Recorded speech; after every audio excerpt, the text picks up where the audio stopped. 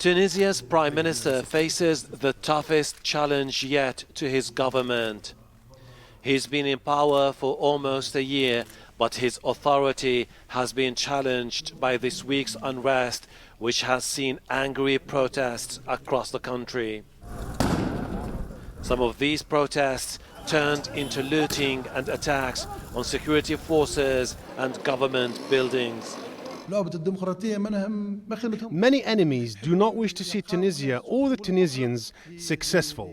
They feel undermined by the democratic process. They are doing all they can to disturb the harmony of our democracy and the historic transition period Tunisia has seen.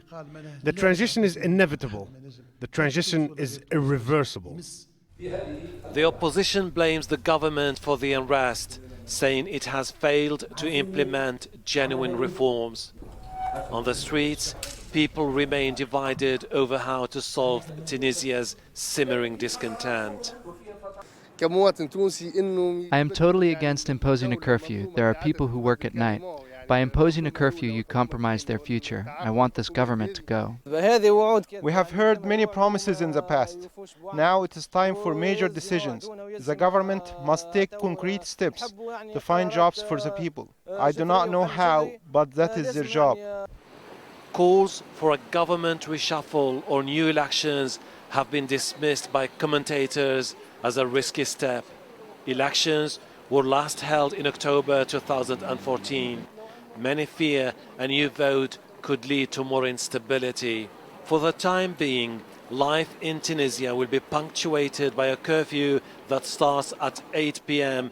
each evening and ends by dawn. A few months ago, a state of emergency was implemented following an attack that took the lives of 38 holiday makers in the resort of Sousse. So the security forces have extensive powers in curbing unrest and tackling the rise of armed groups. The state of emergency also puts restrictions on public gatherings. By imposing an ongoing curfew nationwide, the government hopes to contain the violence that had been threatening to spin out of control. But a curfew will hardly solve Tunisia's deep-rooted problems, and for many Tunisians, trust in their political leaders seems to be wearing thin. Hashim Ahbara, Al Jazeera, Tunis.